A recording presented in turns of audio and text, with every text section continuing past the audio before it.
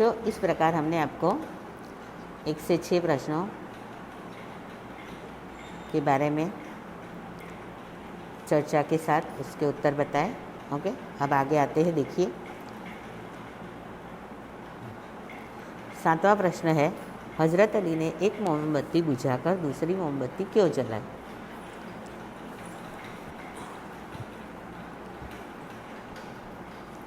हज़रत अली ने एक मोमबत्ती बुझाकर दूसरी मोमबत्ती क्यों जलाई? तो हज़रत अली राजकाज का काम कर रहे थे, इसलिए उन्होंने राज की मोमबत्ती जला रखी। जब उन्होंने निजी काम शुरू किया तो वह मोमबत्ती बुझाकर उन्होंने अपनी मोमबत्ती जलाई। हज़रत अली राज का काम कर रहे थे, इसलिए उन्होंने राज की मोमबत्ती जला रखी थी। राज यानी राजा का राज। जब उन्होंने निजी यानी खुद का काम शुरू किया तो वह मोमबत्ती बुझाकर यानी कि राज की मोमबत्ती बुझाकर अपनी मोमबत्ती जलाई। इस प्रकार चोरी और हरामखोरी से बचने के लिए हज़रत अली ने दूसरी मोमबत्ती जलाई। 8वां प्रश्न है, हमारे पुरखों ने क्या कहा? तो हमारे पुरखों ने कहा है किसी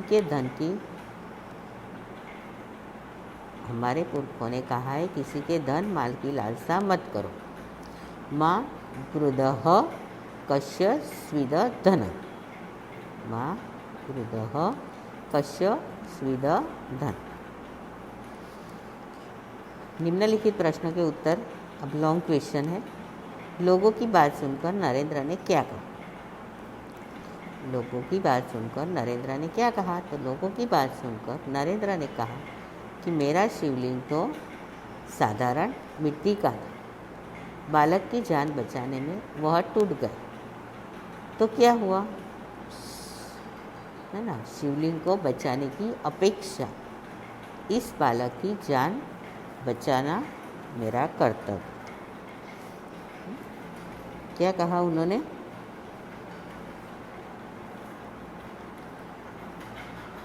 कि मेरा शिवलिंग तो मिट्टी का था, बालक की जान बचाने में वह टूट गया तो क्या हुआ?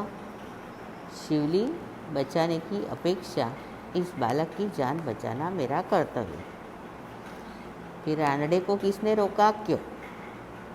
तो रानड़े को द्वार पर नियुक्त स्वयंसेवक ने रोका। क्यों? पूना में न्यू इंग्लिश हाई स्कूल में समारोह हो रहा था।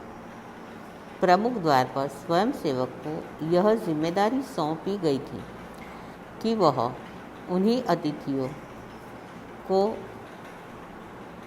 प्रवेश दे जिनके पास निमंत्रण पत्र हो। रानड़े समारोह के मुख्य अतिथि थे, परंतु निमंत्रण पत्र नहीं थे, इसलिए स्वयंसेवक ने उन्हें रोका। रानड़े को किसने रोका? नियुक्त स्वयंसेवक। क्यों रोका? क्योंकि जो समारोह था उसके मुख्य अतिथि के पास निमंत्रण पत्र नहीं था, है ना, इसलिए उन्होंने रोका, क्योंकि उनको ये जिम्मेदारी सौंपी गई थी। फिर कोच मैनेजर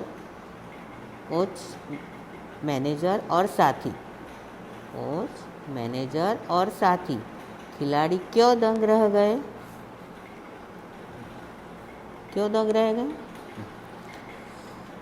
तो अल्पाहार के लिए सब हाजिर थे, परंतु टीम का कप्तान दिखाई न रहा था।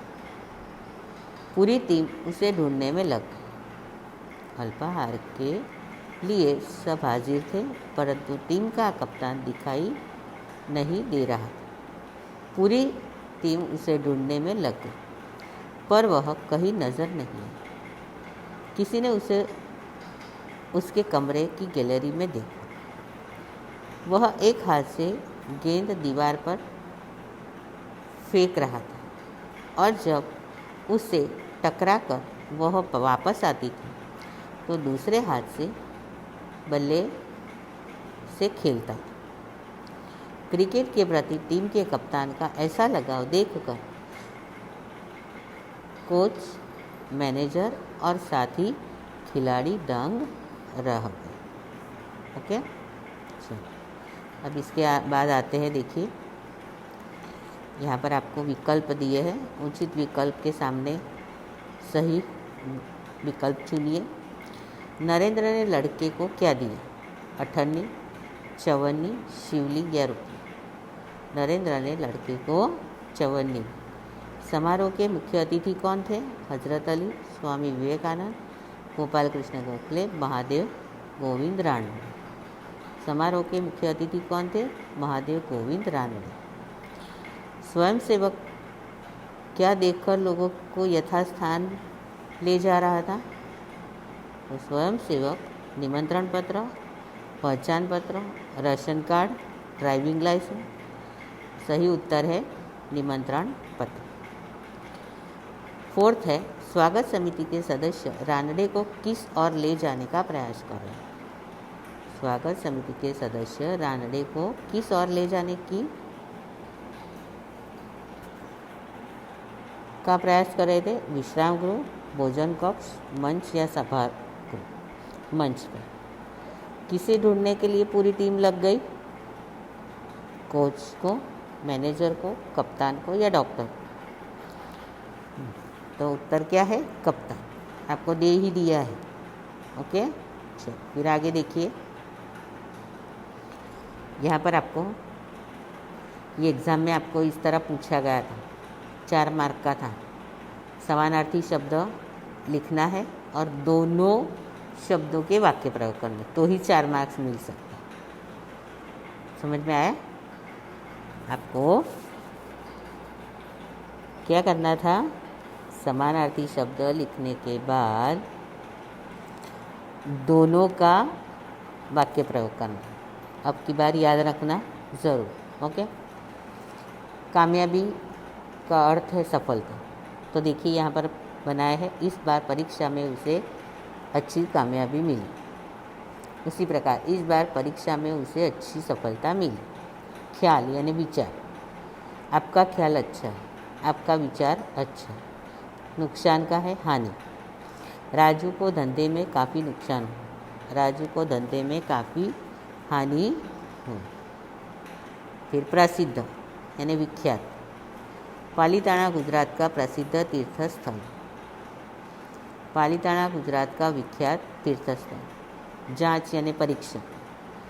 पिताजी हिसाब किताब की जांच कर रहे हैं, पिताजी हिसाब किताब का परीक्षण कर रहे हैं। अमीर यानी धनवान। वह गांव का सबसे बड़ा अमीर है, वह गांव का सबसे बड़ा धनवान है। ओके, समझ में आया? तो अब की बार याद रखना, विलोम शब्द हो तो भी दोनों का वाक्य प्रयोग करना है, तो ही पूरे मार्क्स मिलेंगे।